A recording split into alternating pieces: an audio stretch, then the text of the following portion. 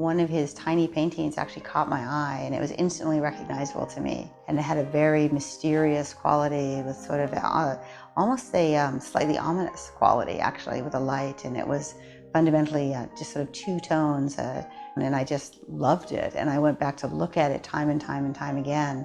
And it turned out it was for sale, and then we bought it. And Kevin's wife told me that I believe that was his very first sale of a painting.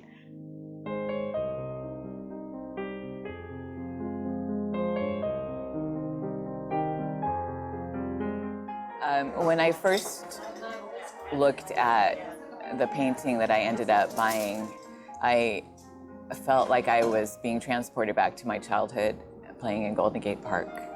And he captured the mood and the color and the light of that memory perfectly.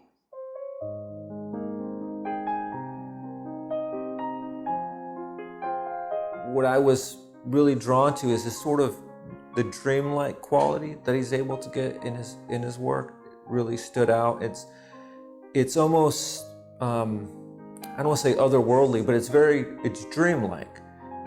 It's mysterious and dreamlike, but you feel like you've been there before, you know, and that's what makes it kind of personal.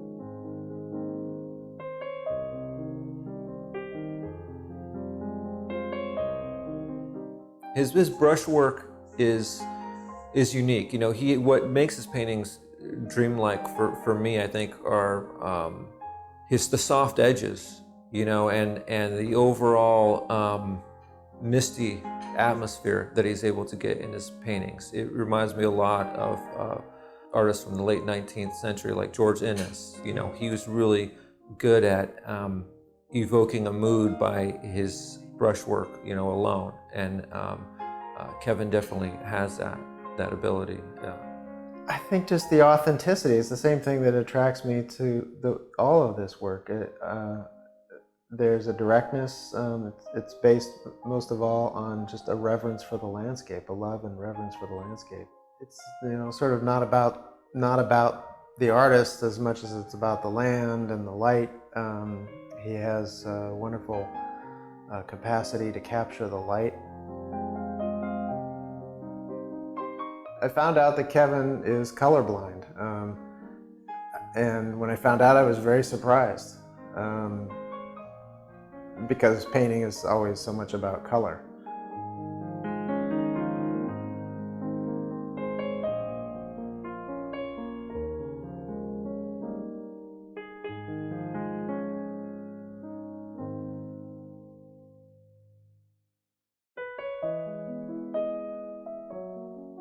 Children don't know they're colorblind until they discover it by accident. I guess especially in the 50s and 60s, there was no routine testing for color vision for children at school. I kept coloring my trees in school, you know, with crayons. I kept using the orange crayon to do the foliage of trees. My teacher started saying, "Why are you always coloring your trees orange?" That just looked like the color of trees to me. For some reason, I started to dabble in oil paints, and again with the orange trees. So my mother comes into the room just saying, you know, "Look, I'm starting a painting." This is when I'm about 13, 14. So, "Well, it's fine, honey, but why are the trees orange?"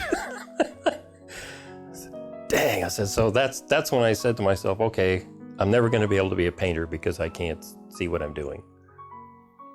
So decades later, and again, someone who I had given a gift of a portrait pastel to said, "How come you don't paint?"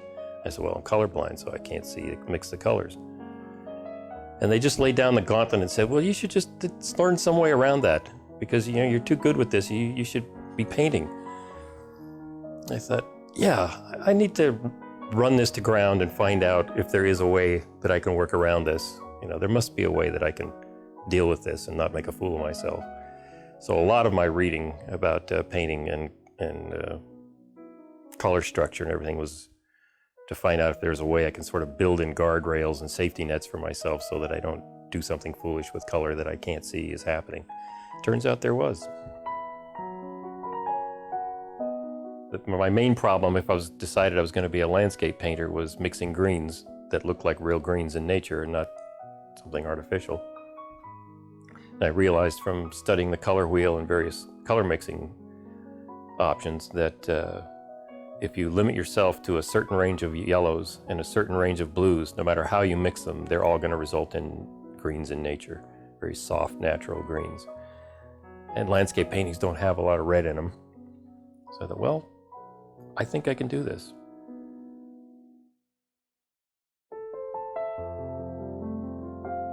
When I first took up the challenge of teaching myself to paint, I, of course, went around to all the local museums to just look at things and see if there was a certain way of handling paint that I was particularly attracted to. And in going through those rooms, I noticed there was an abrupt change in the physical appearance, the optical appearance of paintings when you went from around the turn of the 19th century into that last room that's almost all Impressionist paintings. And they became aggressively two-dimensional and very flat, whereas all the previous eras of painting had a real translucent depth to them. So I mean, I thought, why is that? It isn't just a different style of painting. There's something physically different about the appearance of the paint, and what is it?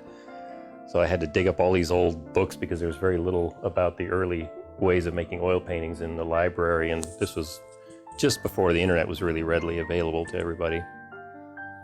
And I realized that what I was seeing was the difference between indirect painting and direct painting. So I thought, well, okay, how do you do this indirect painting business? And there's many different ways and many different ways of starting it and developing it and completing it. I saw this calendar with a George Inness painting on it, and somebody asked me, well, if you could just snap your fingers and you knew how to paint instantly, what kind of paintings would you want to make? I just said, no, make paintings just like that type of subject, that kind of lighting, that kind of handling of the paint. That's the kind of painting I want to do.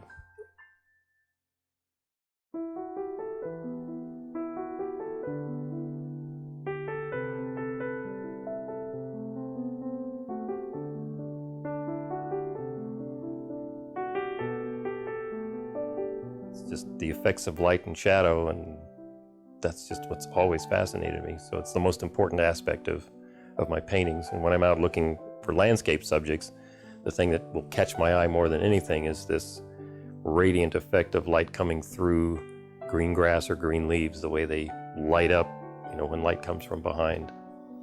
That plus any kind of interesting pattern of highlight and shadow, I'll say, oh, that might be good.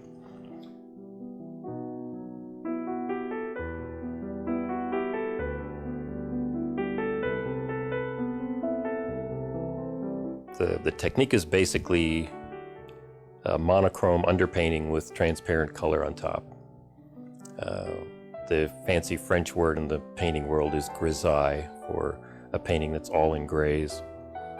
I tilt my grisaille toward a slight violet cast because it's a good complementary undercolor for paintings dominated by green.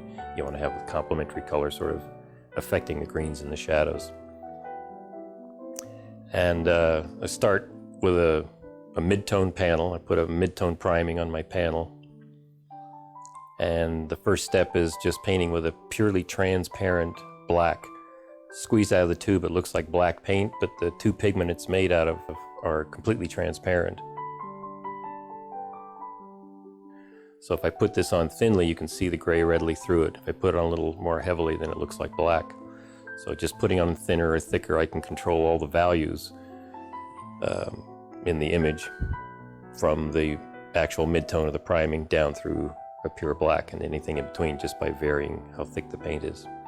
So I'm not mixing my grays by mixing dark and light paint together to get the different values. I'm just putting the black paint on more thinly to get the higher values.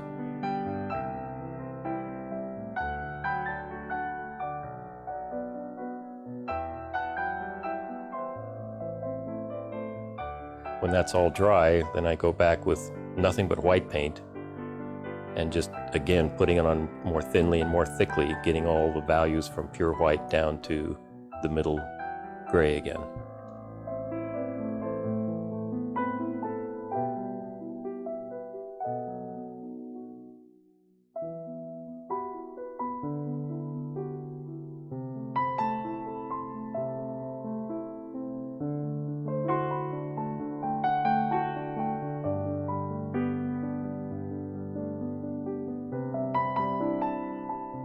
So when that's done, you've got a full value range photograph that looks like a slightly purple black and white photograph.